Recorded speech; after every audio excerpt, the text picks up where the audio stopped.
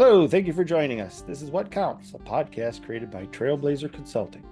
Here we highlight proven solutions developed through our experience working with companies across various industries, and we talk about how you can apply these solutions to your company. We share our experience solving information management challenges like creating and implementing a records retention schedule, creating an asset data hierarchy, or helping with email management. This is Lee, and in this episode, Maura and I will continue to use our framework, the TrailBlazer framework, to talk about the devil in the details when it comes to applications. Maura, take us away. Well, thank you for that invitation and introduction, Lee. The devil's in the details. So we are on episode five of our six, five or six of our, okay, five, I think, of our framework. It's our information governance framework. We've talked about it many times over the past 100 episodes or so. And now we're to the final pillar of the framework. So if you recall, we have governance over the top, infrastructure in the bottom, policy process, data/content, and now applications. So we're going to talk about applications today. First question, when we were building this framework, you may remember, Lee, many years ago, which was, why are we separating data from applications? Why did we make those two separate pillars? And coming at it from an IT perspective, the data is in the system, deal with it as one thing. Coming at it from a records perspective, the data has certain requirements related to it in terms of retention and sensitivity, classification levels, purpose and use and context that are true regardless of what system it's in, even if it's in paper. So we settled on we need both. We have to address both these things. And one of the key reasons for taking the applications out into its own pillar and not putting it into infrastructure, because that was also a discussion. Like, could it just sit in infrastructure because that's about IT? And we'll get to that one later, why we didn't do that. But why it lives separate from data is because all those things about your data, things about your information that are true, regardless of format, regardless of medium, regardless of system, the type of record it is, the category, the purpose, use, context, the sensitivity level, and what kind of protection does it need. All of those things, the answers are different. Like, those are the questions, and the answers are different depending on the application that you're talking about, the system, the business app. So we're talking about that kind of application, a software application of some kind.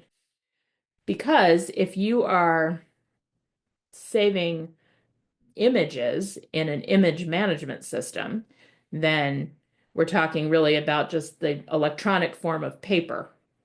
And you apply classification rules and retention and disposition rules in a very similar way as you do to paper in folders or boxes, which is you tag the whole document or you put it into a folder, an electronic folder, and you treat that folder the same way, or you put it on an external hard drive and you treat that external hard drive all in one way to do it.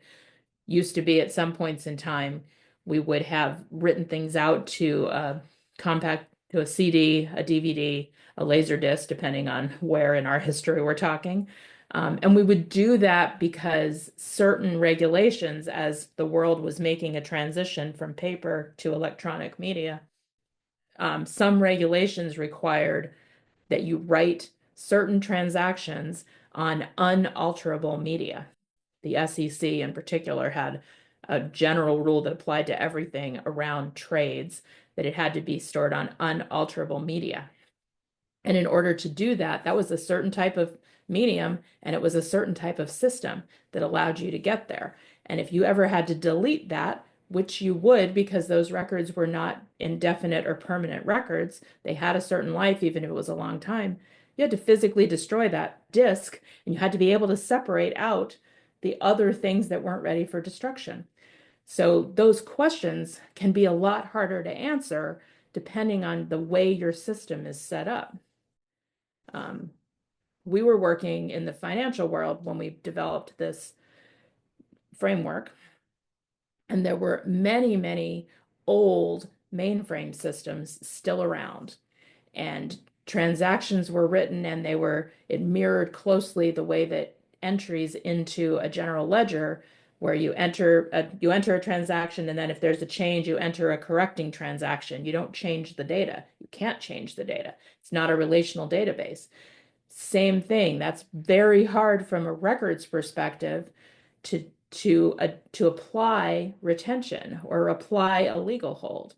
And there's been a lot of work done in the big enterprise resource planning systems, the big ERPs, SAP and PeopleSoft and some of the others, to look at how can you take certain data out because it's met its retention period without affecting the remaining data. Because when you run a new report, it looks across all the transactions and it's challenging. So the focus there on how do you apply this functionality, this record keeping functionality, how do you get it into your application so that you can follow your own rules, follow your own policies? And for a long time, I think there was, oh, we'll just keep doing the records part in paper, and we will pretend that what happens in the system is just a convenience copy. But that doesn't really fit the principles of information governance, where the one you work with all the time, that's your record. The extra copies that you put in a box and sent to a warehouse, those are not your records. They are not the ones that you are making decisions on. You have to depend on your system having the right data, having it be up to date, and applying your policies there. Because if you have to produce information for an audit or discovery of some kind, that's where you need to go. You can't go to the warehouse. That's not going to meet your requirement, not anymore. It may have 20 years ago when we were starting this transition, but it's certainly not true anymore. What do you think about that, Lee? Well, I think it makes it difficult for sure to be able to delete, let's say, a cube out of a certain system. And I think that's a specific term that's probably in SAP. I I don't know exactly, but anyway, I think I was so. I was working with a particular company that that's that's what the whole job was. They were trying to figure out how to apply retention to SAP, and if they took the cube out, could they still create a report that held the information that they needed to replicate, type of thing. So I find it difficult, and I could see why somebody would argue that data needs to stay with the application. But I can also see your point of separating it for sure. I think it makes it harder. I think people just want to leave the application and everything together and then sunset it and say, okay, we're done. Let the whole system go away at the time retention takes place. It's Retention. funny that you say that because we have had many clients where the business says we're done with this system, we need a new one because this one's not advanced enough, sophisticated enough. But oh, just in case, IT, could you please hang on to this for us forever? And so the IT department ends up with, 7 old accounting systems because they have purchased some other companies and they've got them sitting on servers, and they're not they may or may not be upgrading them. They may or may not be able to keep them up to date without, because those systems might not even be supported anymore.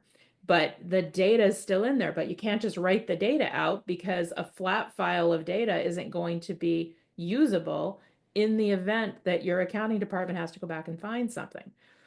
So, what do we do about this problem? Because we're in this devil is in the details. We're not supposed to just be complaining. Although there's lots to complain about around how systems work. The truth is this is hard. This is going to be hard every time for a while. And the only way that I think we can tackle it is figure out what you do, your records retention schedule, you do your information classification policy, so you know what type of records you have out there, you know what your classification requirements are. You know your retention, your classification, you also know where in your ecosystem uh, different types of data are stored. Which systems hold your employment data? Which systems hold your mission critical data that's part of that your front end of the business?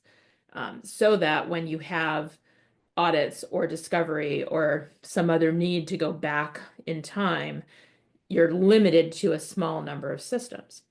And then you need to look at your system development lifecycle and your change management, your IT change management, so that when you put a new system in place, you think right then and ask the questions about, okay, how are we going to apply our sensitivity levels, our information classification? How are we going to apply our retention requirements, which might be that active records are available for X years and they become inactive based on a certain event taking place, like the closing out of a contract, the end of an audit period for unclaimed property or something like that, the end of the audit period for tax returns.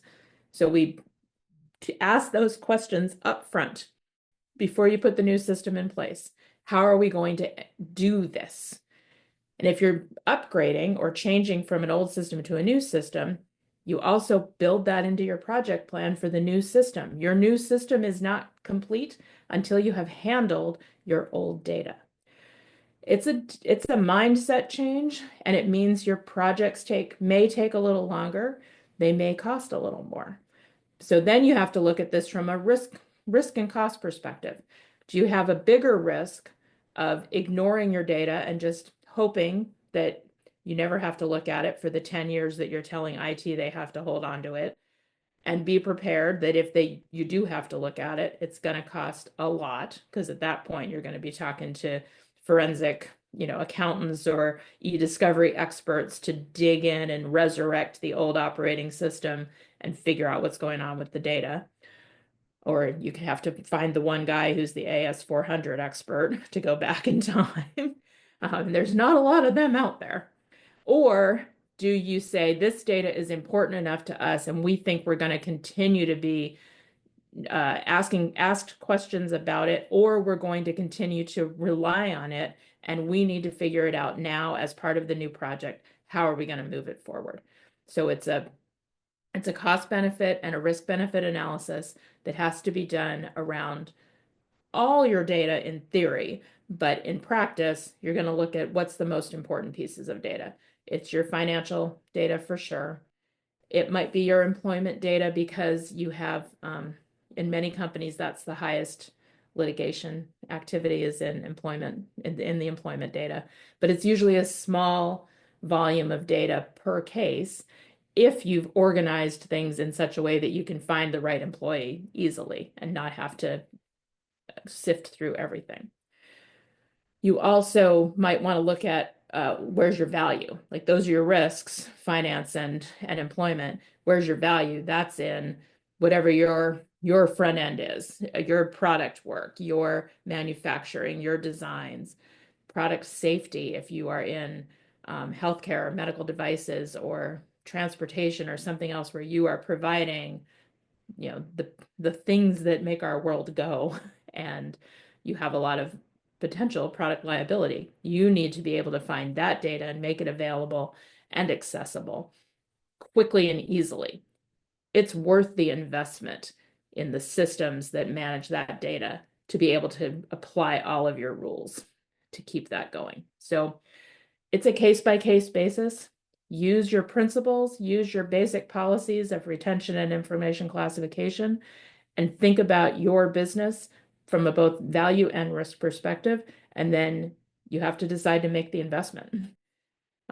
That's still a high level view of what the details are involved in applications, but I hope, a starting point on kind of what is your thought process that you should go through around these things. That was good, though. If you have any questions, please send us an email at info@trailblazer.us.com or look us up on the web at www.trailblazer.us.com. Thank you for listening, and please tune into our next episode. Also, if you like this episode, please be a champion and share it with people in your social media network. As always, we appreciate you, the listeners. Special thanks goes to Jason Blake, who created our music. Thanks, everyone. See you next time.